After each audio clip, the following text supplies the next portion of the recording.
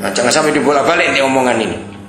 Ya, kalau ada uang bisa beli semua yang bagus, orang otomatis akan betah di situ.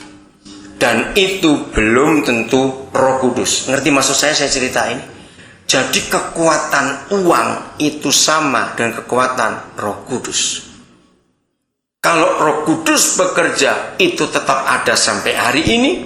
Ternyata kalau uang bekerja juga sama, tetap ada sampai hari ini. Nah, pertanyaannya, buat saudara ada dua ini pertanyaannya.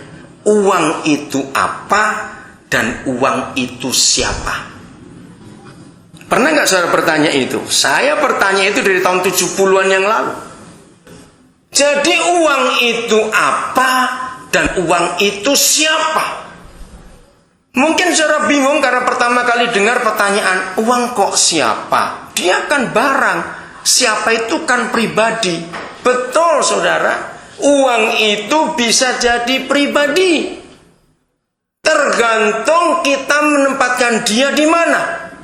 Maka itu jawabannya sama. Supaya saudara tidak kalah dengan uang, sering-seringlah nggak punya uang. Serius, itu cara hidup.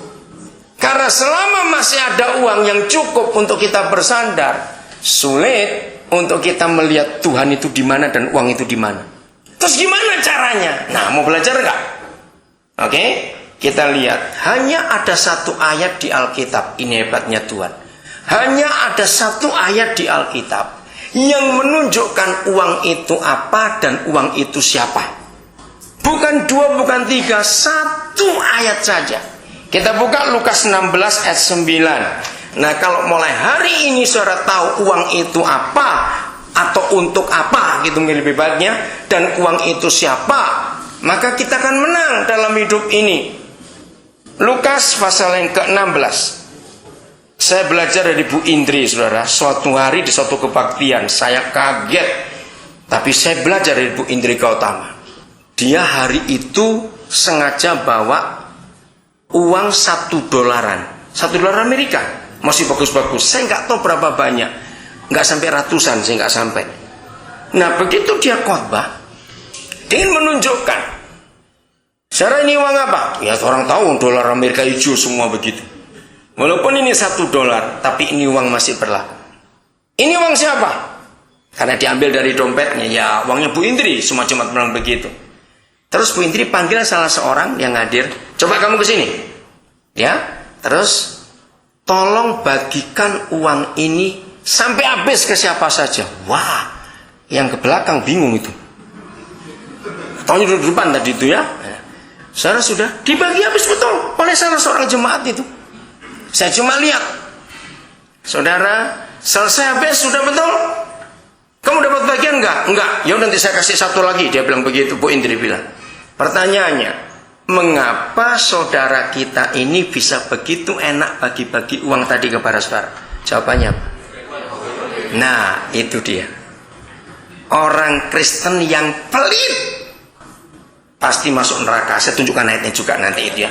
Dengar. Orang Kristen yang pelit itu berarti dia anggap uangnya milik siapa? Milik sendiri. Kalau orang Kristen itu sadar bahwa uang itu milik Tuhan, kalau Tuhan suruh bagi, dia keberatan tidak? Kalau keberatan dia kurang ajar, nggak tahu diri, nggak pernah ikut punya uang kok. Yang punya suruh bagi, kamu tahan. Kalau saudara punya bendara gitu, dipecat nggak? Hei, itu uangku, aku bilang keluarkan, kamu bilang tidak. Ngerti ilustrasi ini saudara? Kita lihat Lukas 16 ayat 9. Jadi untuk bisa bersyukur saudara, uang kita harus bereskan dulu. Ya, ayat 9. Dan aku berkata kepadamu, inilah satu-satunya ayat dalam Alkitab yang memberitahukan kita uang itu untuk apa. Aku berkata kepadamu, ikatlah persahabatan dengan mempergunakan mamon yang tidak jujur, supaya jika mamon itu tidak dapat menolong lagi, kamu diterima di dalam kemah abadi. Saya kagum pada ayat ini. Zaman Yesus hidup, tokoh-tokoh Yahudi, ahli-ahli Taurat, rabi-rabi Yahudi itu membuat sebuah pernyataan. Dan saya itu ingin supaya ini terjadi di generasi kita. Mamon itu dewa atau setan yang jahat sekali pada zaman itu. Ngeri. Nah, saudara, jadi orang-orang Yahudi berkata uang itu setan, mamon itu setan. Nah, bayangkan kalau kita pakai lagi pada zaman ini. Mulai dari anak-anak kecil, minta setan 20.000 gitu. Anak ngomong gitu kan mikir, banyak sekali. Terus saudara bisnis, saudara punya uang, setanmu berapa? 5 miliar. Nggak kebanyakan. Loh, itu Alkitab, saudara. Jadi uang itu memang setan, setuju tidak? Kita lihat kejahatan terjadi karena uang. Kakak adik bisa bunuh-bunuhan, kandung itu karena uang. Betul? Mertua dan menantu bisa ribut karena uang. Anak dengan orang tua pun bisa putus hubungan karena warisan. Jadi uang itu memang jahat kalau kita salah menempatkan dia. Dan tidak salah kalau Alkitab berkata uang itu setan. Ayo jujur, saudara, di dompet ada setan berapa hari ini? Ayo buka. Kalau saudara punya yang biru-biru itu berapa? 50.000 saja, satu aja. Setanmu berapa? 50.000. Ayo, banyak sekali. Apalagi yang merah-merah sampai 20 lembar. Itu berapa jenis? 2 juta setanmu. Saudara, saya begitu radikal dengan ayat itu. Saya itu tidak pernah meletakkan uang itu di badan saya. Walaupun ada dompet, saya tempatkan uang itu di tas. Ada 2 alasan. Nomor 1, benda terkotor di dunia itu uang.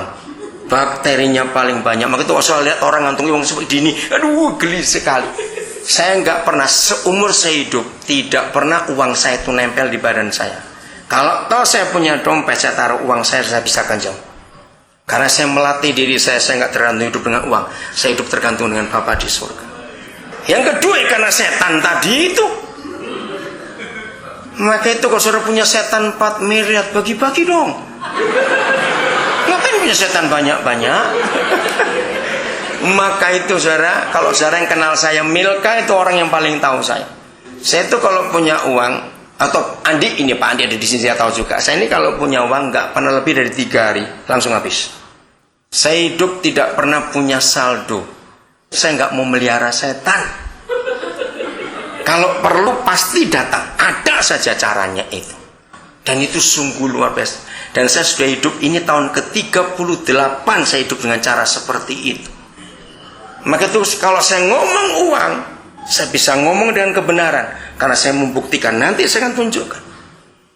Jadi orang tidak bisa bersyukur kalau dia nggak pernah menang atas uang. Karena begitu uang kurang, dia pasti ngomel. Pasti ngomel. Suami istri dengar baik-baik. Menurut Ibrani 13 ayat 4, mau dibaca silakan. Tempat tidur adalah ukuran bagaimana rumah tangga kita aman atau tidak. Itu tempat tidur. Hebat sekali, ya. Nah, sama. Sebuah keluarga value, atau kata value ya, kata nilai itu kurang pas. Nilai dengan value itu beda. Oke? Value. Nah, nilai lah. Menurut Ibrani 13 ayat 4, saudara, nilai atau value dari sebuah keluarga itu nggak diukur rumahnya di mana, berapa besar, kerjaannya apa, pabriknya apa, gajinya berapa, tidak. Tapi nilai dari sebuah keluarga adalah apa yang paling sering didiskusikan oleh suami istri di tempat tidur ketika kita berdua belum tidur.